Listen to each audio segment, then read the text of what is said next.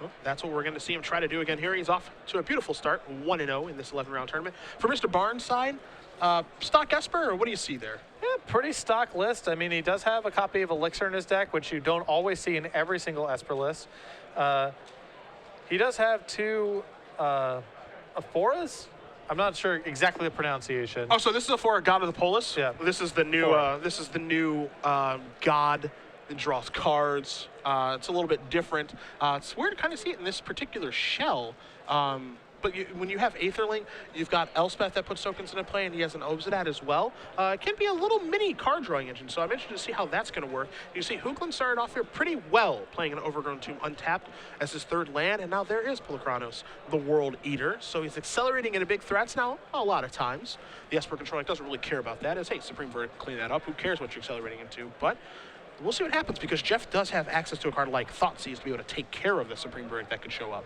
And like you said, Esper not necessarily the best deck for facilitating, a creature-oriented god, but it is very good at facilitating devotion. Yes. Detention spheres and Jaces kind of incidentally stay in play. Yes. So that gets lost in the shuffle with the gods a lot. You focus on the text boxes, but if you can get those things turned on, they're pretty much all good deals. Ashiok Nightmare Weaver is going to come in here. 2 Heroes Downfall and an Aetherling are going to go bye-bye. You see Jeff immediately take the Aetherling saying, give me that thing. I'm going to put that into play later. Here's a Temple of Deceit. After that, going to take a look and put the top card, leave it on top, pass the turn back to Barnes. And now Jeff is doing what you want to do when you play against Esper. He's coming from 2 angles. He's got Planeswalkers, he's got creatures. As Barnes is going to play his land untapped, and he's going to come with a Jace, Architect of Thought. Going to tick that down. So 3 cards here. You got a Jace, you got a Temple, and you've got an Island. But if you're Hoogland, you probably like the way things are going so far. Yeah, like you said, you had multiple angles of attack right now. Jeff can just very easily take that Jace off the table, and Ashiok's actually pretty threatening against Esper decks. If the game goes long enough, it's a thing that matters. Every Planeswalker matters. So yeah. I mean, this is the direction that people moved to right when Ashiok was released, and we started with our Theros brand new standard format after rotation. We saw the Ashiok. We rode the wave of Ashiok's the worst Planeswalker of all time to, oh my God, it's the best Planeswalker of all time, to, okay, it fits somewhere in the middle. That's fine. As you see the World Eater take care of Jace here. Now Scavenging Ooze is going to follow up as well. But at the end of the day, this was a card that people were really using to great effect against Revelation decks, and Esper was the Revelation deck at that time. And, there's an Aetherling under there. I mean, Jeff's going to be able to just put that into play with mana up. Now, don't forget. Now, with Aetherling and Ashiok, once you bring Aetherling back into play off of Ashiok, you can't blink it. Yeah, right. You can't do any of that because it'll actually go back to Josh's side. But the fact that you just get a free 4/5, that's a positive. Yeah, that's something he has to deal with. Josh is in a position here where he's going to have to use a Supreme Verdict or bust pretty soon. Yes. So... And now I bet that's not what Jeff was expecting. As he saw 4 mana get tapped, would it be another Jace? Would it be a Supreme Verdict? No, the answer is actually Aphara, God of the Polis, will come into play here. So now if you're Hoogland, you say, okay, who's really brewing here? Is it me or is it my opponent? Rarely outbrewed. You see Ashiok is going to take care of Detention Sphere, Temple of Enlightenment, and a Hallowed Fountain. So those are going to get exiled here. We'll see what else Jeff wants to do on this turn, because he's sitting pretty right now. With a Kiora in hand, too, and the multiple angles of attack thing is definitely happening right now. And now there is Kiora the Crashing Wave, the first one that I've had the pleasure of calling on camera, so this is exciting. As Aphara, it will not get to do anything. Kiora's going to tick up to 3. And we'll talk about this card at length over the course of this weekend, but we saw Brian Bronduin play a Bant Walker's deck when we were in Nashville. To an X2 performance. He was very happy with Kiora. I think one thing that people kind of underlooked, or maybe overlooked, whichever term you want to use, is that the ultimate on Kiora is something that can happen quite often. Oh yeah, it's game over. And the plussing gives you time to get to the ultimate as well. So we've seen that recipe work for other Planeswalkers before. One card that hasn't seen a lot of play in its day, far and away, is going to be fused here. It's going to bounce Pulachronos to the hand. Sylvan Carrington will be sacrificed that, so Scavenging Ooze is able to come across here. We'll see for how much damage it wants to come across for, because it does have, of course, the option right now to be able to remove that Sylvan Carrington that was just sacrificed to turn into a 3/3. Looks like Jeff is going to take the opportunity to do that. Gain a life, of course, as well, sitting at a perfect 20. But right now, everything is really going Hoogland's way. And the main reason for that, again, is because of the multiple angles attack. He's turning over Detention Spheres with this Ashiok. But more importantly, we might see the Identity Crisis ultimate here of Ashiok in a moment. We might see a couple ultimates. Yeah, that's true. That's true. Get your emblem ready. Yeah. You see Barnes does have another copy of Far and Away in his hand, but he is in a bad spot right now. And he is going to cast a Hero's Downfall right on time. Don't forget that Ashiok milled 2 of those on the first activation, so rather fortunate there for Josh to be able to draw that. You see a Far and Away in his hand again. He's going to cast this right now and make Hoogland sacrifice the Scavenging Ooze and pass the turn back. Now he's got to deal with that Kiora. That's next. Yeah, there's definitely, a lot of the Hero's Downfalls in Josh's deck are definitely taxed. That's for sure. Yep. Hoogland just going to replay Polakranos and pass the turn back here to Josh, who's going to play a Temple of Silence. Take a look. He's happy with that card. Well, let's take a look-ski here. This is a Revelation on the main phase. Maybe a little scared of counter magic. We don't know, but it's going to be for 4. So 4 cards coming here for Barnes, and he's going to go up to 10. And if you're playing against Jeff, you got to be scared. We don't know is definitely the correct angle of approach here. Yeah, when you're playing against Jeff? I don't know. Maybe he has a counterspell. Who knows? Now, of course, we have access to the deck list. We know he's got Thoughtseize. He doesn't have counterspells in his main deck, and when we get to the sideboard, we'll see if he's able to bring any in. But again, when you're playing against Hoogland, and this is probably part of Hoogland's advantage, as a player, you know that anything could come out of there. Is that green, blue mana drain in play? Yes. Yeah. Is Plasm Capture an option? You better believe it. And would it surprise you if we got Plasm captured by Jeff? No, not at all. With a swamp in play? No, I would still not surprised. So, we see Kiora's ultimate go off. We'll have an emblem, and we're going to have some, I believe, Leviathans yes. that are going to be made here. We even have Leviathan token. Ooh. And if your removal wasn't taxed before. You are certainly taxed now, as here is an Elspeth. Elspeth, let's see what mode we're going to use on this. It is going to be the kill the large creatures mode. So this is going to buy Elspeth a little bit of time here. Temple of Silence is going to come into play. Going to put the top card to the bottom here. Barnes sitting at a precarious 2. Hero's Downfall will take care of the Planeswalker. You see Hoogland does have an ultimate price in his hand as well. Not too much of a surprise to see that Jeff does have removal spells in his hand, as he does play a Sylvan Caryatid, trigger the emblem. Going to put another Leviathan into play and pass the turn back. And Josh has actually kind of done an admirable job here of keeping his head above water for all of this. And I take it all back. It's Kraken. The Kraken. He's unleashed the Kraken. Yeah, for all of you Pirates of the Caribbean fans out there, I'm very sorry. I do apologize. It is Kraken. A Kraken. Do you prefer Kraken or Kraken? I usually go with Kraken. I like Kraken. I like to say Shack, too, instead of Shock. So maybe it's just something with the A's. You see Elspeth is going to tick up here. Or excuse me, yeah, Elspeth's going to tick up because the first one was killed via Hero's Downfall. So now here come the tokens. Those are some fun soldiers. We are, of course, going to probably quickly replace them. Yes, we are. But that doesn't mean they're not fun. They were fun for a moment.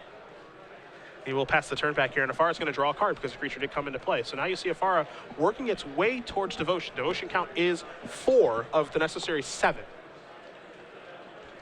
You see Hoogland has drawn a Prognostic Sphinx.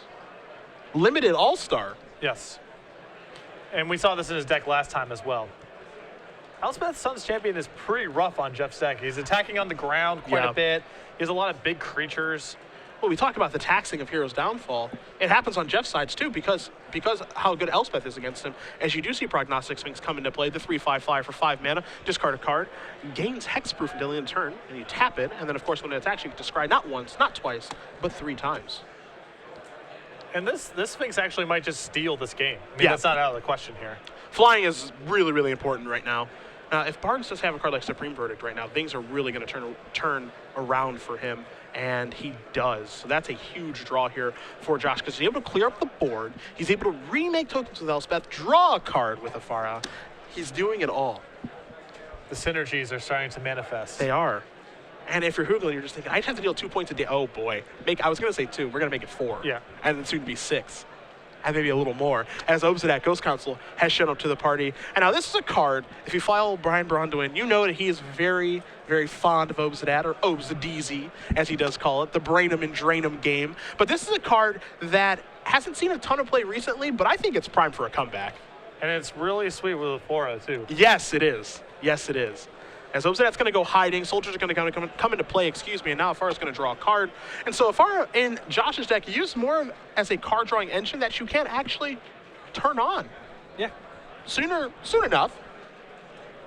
As now here comes Prognostic Sphinx Numero Dos, which would have been lethal previously, but it's not lethal now. You do see a Kraken come into play as well. But Jeff is just having a problem closing out the game. He's just got to get those last points of damage in. And now Obzat does come back in, so a little brain him and drain him. I know BBD is in Valencia, but he would appreciate the reference since it's his. This is going to go up to 6, Will Barnes. Hoogland's going to go down to 13. And now it's a Blood Baron too. Yeah, give me that. Give me that. So now we got 2, 3, 4, 5, 6, 7. So now Afara is turned on for the moment. It may go off and then back on again, but for the moment it is turned on. And that is a fused far away. Party foul. Yeah. And now we're going into the red zone. Afara, Obzat coming on. How about some tokens too? This game has taken a turn. I think that is that's And all of them. that is all of them. Very impressive comeback by Josh Barnes. Who's the brewer in this matchup? Esper Control. We'll use Esper lightly. Esper Control lightly here is up a game. As my dear friend Gary Rand says, hoodalally. So we're going to take a look at the sideboards here. And what I thought was a stock deck versus a brew, maybe a little bit different. Maybe a little brew on brew action here. We'll start with Mr. Hoogland, who does have access to 1 Doomblade, 2 copies of Drowning Sorrow, 2 Lifebane Zombie, 2 Mistcutter Hydra, 2 Bile Blight, 2 Golgari Charm, a Duress, an Ashiok, a Mutavault, and an Underworld Connections. Of the cards that you want to bring in here, Ashiok was quite impressive that game, even though it wasn't able to get the job done, so that's going to join the party. I like Underworld Connections. I actually like the Mutavault in the sideboard, too. Just as something that can keep attacking, I think if their Mutavault wasn't involved in that game, I think we see Hoogland winning the match, or winning the game instead of Barnes. Just a little more pressure was all I needed. Lifebane Zombie, I actually like here. You know, we saw 2 white creatures you can take in Obzat and Blood Baron, and the fact that it is just a 3/1 that is borderline impossible for Barnes to block actually gives it some value. Yeah, gives him some range against Elspeth. I mean, there's some nice things going on there. And then the old Mistcutter Hydra, we can bring that in as well. You know, I don't think it's particularly exciting in this particular matchup, but it's perfectly fine, and it's better than what Jeff has access to in his main deck, because a card like Ultimate Price, he doesn't really want, a card like Sylvan Caryatid, which is just a 3 of in his deck. You don't really care about ramping very much when that's just going to get swept up with Supreme Verdict. So there are definitely things from the sideboard out and sideboard in, but I think, and you can disagree with me if you'd like, I don't think there's anything here from Jeff's side that is like, yes, I want this card. Well, it's very rare that you have those kind of cards against Esper, because it's just all good stuff in card drawing. Sure. It's very rare that you have some haymaker for the matchup. And if you look at Jeff's list, the sideboard seems like a lot of weird 1-ofs and 2-ofs and such, but that's often the case with decks like Jeff's, where he has a mixture of threats and removal spells and cards of varying efficiencies against different opponents. So in post-board games, he's just trying to clean that stuff up, get the ultimate prices or whatever out of the deck, and replace them with good threats or card drawing or disruption. How about for Mr. Barnes, my friend? He has a Brimaz in his sideboard, 3 Bile Blights, 3 Drown in Sorrow, 4 Gainsay, 2 Thoughtseize, 2 Revoke Existence. I really like Thoughtseize a lot here. Thoughtseize is pretty good against Jeff's deck, I would imagine. And, all decks. It's good against, creatures and spells, so that's good. I would probably also bring in the Gainsays, as you saw, Planeswalkers, Parnassus Sphinx. It's likely that Jeff is bringing in additional blue cards as well. Game's going to be a little bit slower. Yep. But the spot removal really doesn't line up with anything that he saw out of Jeff's deck, and you had to assume that Jeff will, at the minimum, be leaving in his Abrupt Decays because you have Detention Sphere in your deck, so Brimaz is probably not well suited for the job.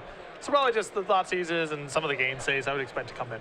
Got it. Probably don't want 4 Gainsays. He's not a base blue deck. Yeah. But you did see some valuable blue cards. So you could probably assume that some are going to come in too. Right. Yeah. Absolutely. Now, of course, as we did mention during round 1, we would love for you guys to join us on Twitter at SCG Live, hashtag SCGSTL for your tweets. I know that Robot Large, Patrick, he thinks that we are both looking good in the SCG booth today. I know that your apparel, you're preparing for a funeral. Yeah. Sure. Yes, you are with your black apparel. And myself, I'm going to a rave concert.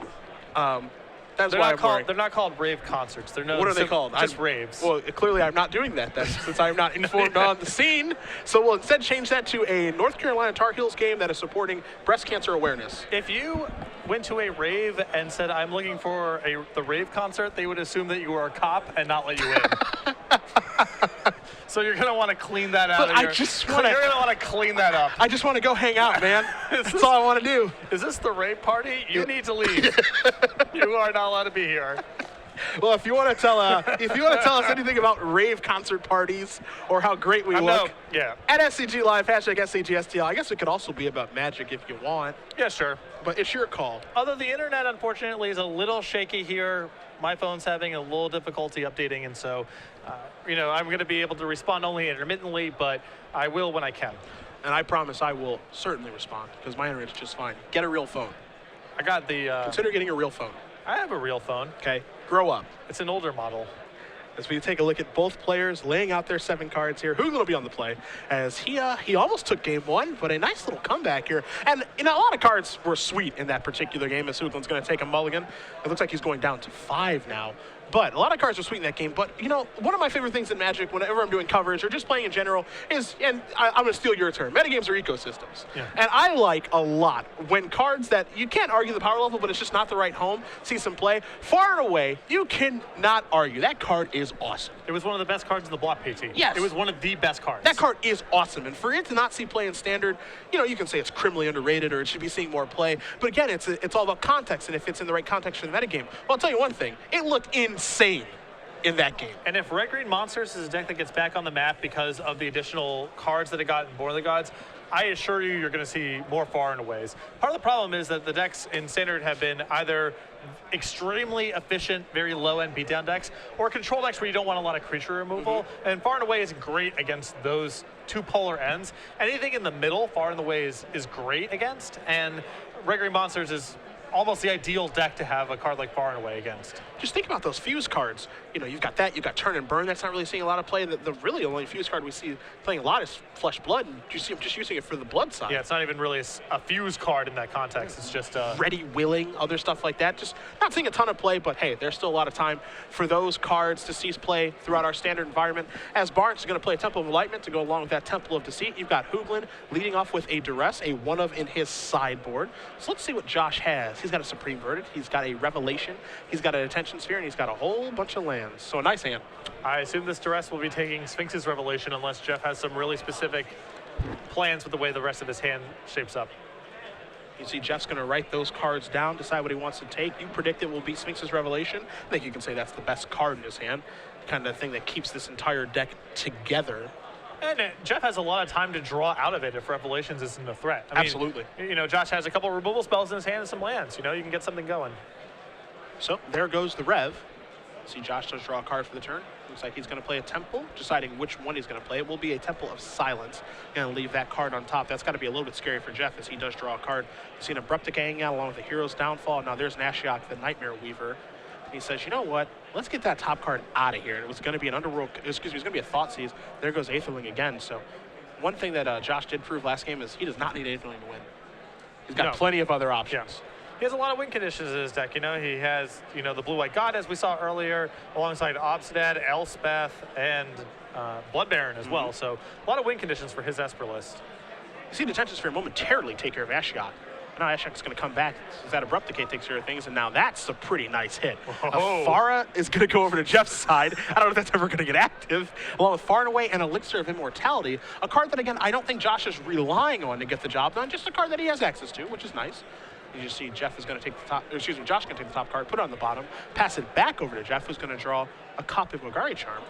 Could certainly help him recover. Could certainly help him recover from this mulligan. Yeah. And you see Jeff is going to make sure that Afara works the way that he wants it to. That thing is never going to get into the red zone, but it will actually draw Jeff some cards and help him undo this mulligan, provided he draws some creatures eventually. You see Jeff draws a card, Ashiok. Going to turn over an Elspeth, a Dissolve, and a Far and Away. So we are hitting spells, baby. As Breeding Pool going to come into play. Tap Jeff's hand right now. 2 copies of Hero's Downfall and a Golgari Charm. And he's still aware of the Supreme Verdict, so he can only go so ballistic casting creatures. But the pace of the game is going okay for Jeff right now, given that there was a mulligan 5 involved. Abrupt Decay, the draw here for Hoogland. So his hand is very, very reactive. As here's a Blood Baron of Muskopa. Can't Hero's Downfall that. Jeff's hand is 4 removal spells. None of them can kill Blood Baron. Yeah, good Magic card. His Watery Grave. Perfect. Gonna come off the top. Here's Ashiok milling 3 cards. Revelation, Dissolve, and a land. Those aren't going to take care of the Blood Baron either. We're going to see Jeff probably play that Watery Grave tapped and pass the turn back.